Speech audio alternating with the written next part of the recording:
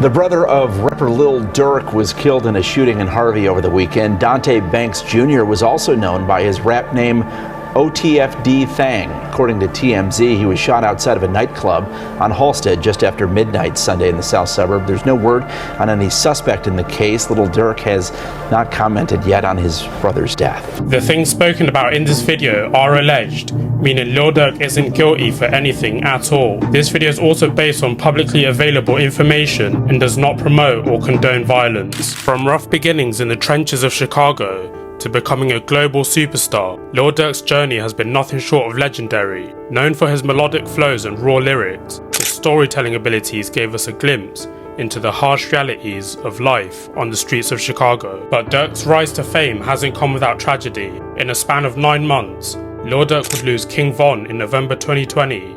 Then in June 2021, his older brother D THANG would be tragically killed in a shooting, with this devastating loss sending shockwaves through the Chicago community and fueling speculation about the alleged aftermath surrounding Durk's life and music.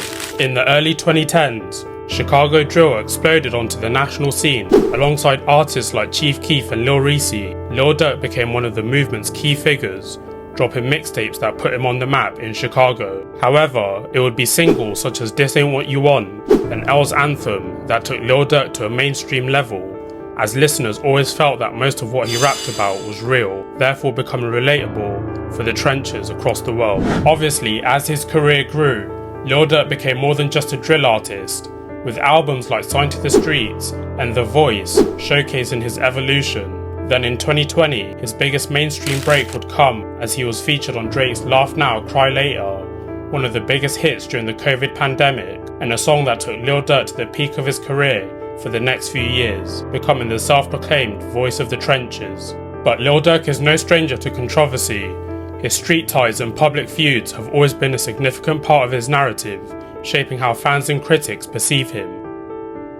D THANG, born Dante Banks Jr., was a pivotal figure in Lil Durk's life, especially since their father was sentenced to life in prison for drug charges when they were young. From the very beginning, D THANG became a constant source of inspiration and support for Durk, both in the streets and later on in the music industry. Although Chicago was known for shootouts, D THANG would become famous for actually fighting his ops, in an era where almost everybody was carrying a firearm. D THANG would also have ties to most of the gangs throughout Southside Chicago, due to him going to school in the low-end area of Southside Chicago, and this in turn would help Lil Durk navigate throughout the city, knowing who was an op and who wasn't. Fast forward into 2020, D THANG had one foot in the music industry, signing Chicago artists to Durk's OTF record label, but he would also have one foot still in the streets, almost playing the middleman for Lil Durk. And lots of weapons were found at the scene.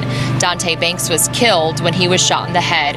Banks is the older brother of locally known rapper Lil Durk. D THANG was fatally shot in the head outside of a club in Chicago on 6th of June 2021 after an altercation with some guys that he most likely knew. This would come 9 months after the death of King Von, and also 2 years after his father's release from prison after doing a 25-year bid. The passing hurt Lil Durk the most, as he would say so himself in his lyrics, as D THANG was one of his biggest influences ever and helped Lil Durk navigate through tricky situations.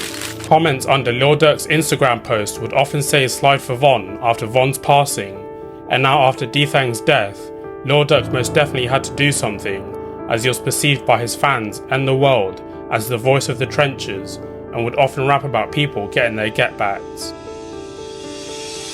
A double homicide investigation is underway on the South Side right now. 2 people were shot outside a gas station at 61st and Ashland. A 20-year-old and a 33-year-old were in the parking lot of that gas station when a dark-coloured vehicle pulled up next to them.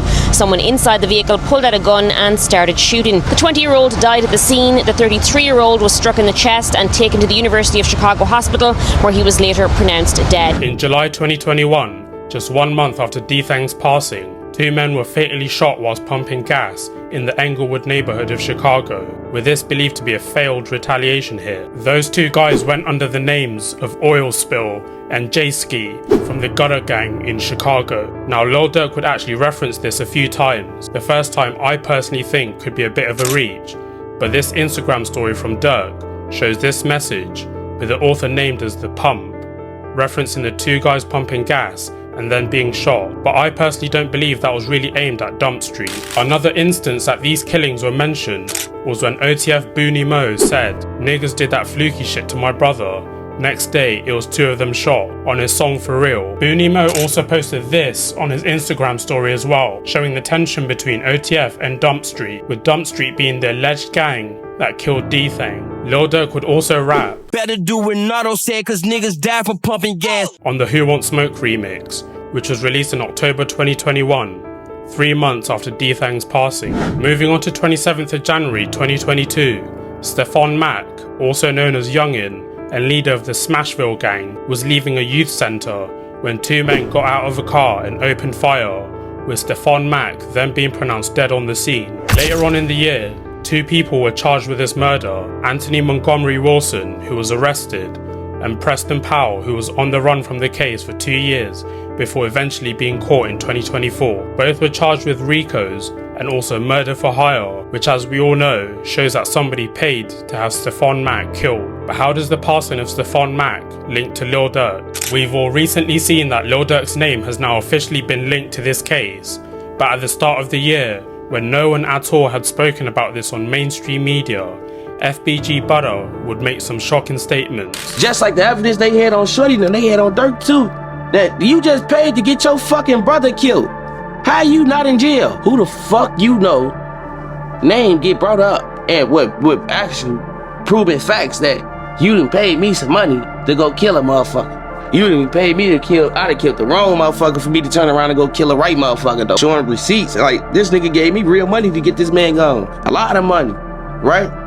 Why is this man not in jail, gang? Now, even though it may seem that FBG BUTTA is talking about the murder for hire on Lil Pub in California, it's the part where he says, "You didn't pay me to kill, I'd have killed the wrong motherfucker for me to turn around and go kill the right motherfucker though." Which shows it can't be Lil Pub and Quando Rondo, as Quando is still alive. Therefore, it leaves the D THANG get back as the only case it would make sense for, as Oil Spill and Gutta were wrongfully shot at the gas station.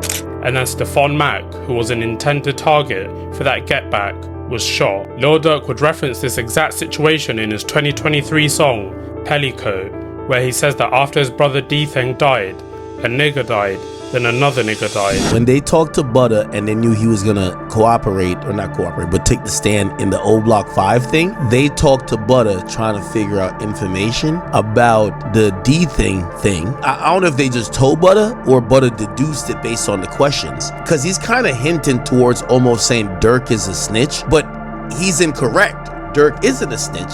But he's wondering how Durk didn't get locked up. Durk was being investigated. So he thinks Durk is snitching because, like, yo, if they asking me this about Durk and they're now kind of putting in the air that Durk might have paid for blah, blah, blah, why they didn't lock up Durk?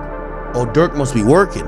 No. They were building some crazy case on Durk. After the news came out of Stephon Mack's passing, Lil Durk would also post this on his Instagram, possibly claiming they had gotten back for D THANG. Then 1 month later, in February 2022, Lil Durk would release a song, Aha, and whilst filming the video for the song, one of the alleged people to have shot Stephon Mack can be seen in the background. Lil Durk raps that after his brother passed, OTF got their get back, and it's not a diss, he's just stating facts. Both of the alleged shooters of Stephon Mack were arrested and handed RICOs for that crime. And again, Lil Durk would reference the exact situation in his 2023 song Smirk Carter, where he says his brother's killers paid for his price, and Durk hints that he gave advice to the person that was charged with racketeering, aka a RICO. This reporting shows text messages exchanged between the shooters of Stephon Mack, with the shooters asking if they were getting paid and why it was taking OTF and specifically Lil Durk so long to send their payment. Before Lil Durk was arrested for the Lil Pub case, his name had actually come up in the case for the O Block 6, as some of the defense lawyers repeatedly asked if OTF and Lil Durk had any involvement in the shooting of FBG Durk. Even though that didn't lead anywhere, it should have been a warning to Durk that his name was repeatedly being brought up in other murder for hire cases and that he should lay low. But yeah, they brought up Durk's name, the lawyers. They lawyers did. They lawyers asked the FBI, was they investigating OTF? I ain't never heard no shit like that, where that the lawyer for them asked that to the feds. Are y'all investigating OTF? Like, that was crazy. When I seen that, I'm like, they up there trying to grill me, but y'all trying to throw somebody else under the bus, you hear me? Like, they out there grilling me. You did this, you did that. Did you do this shooting? But then they ask, oh, are y'all investigating OTF? I'm like, shit, they trying to not only grill me, but grill about Durk. Lil Durk has had tough battles in trying to balance his celebrity lifestyle alongside his street lifestyle at the same time, whilst he's making hit after hit and winning Grammys for them, and being alongside some of the biggest names in music.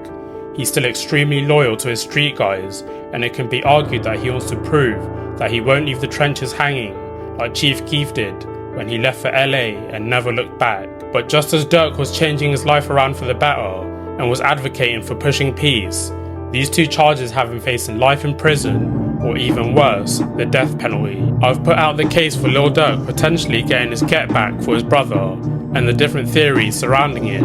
Comment down below on what you think.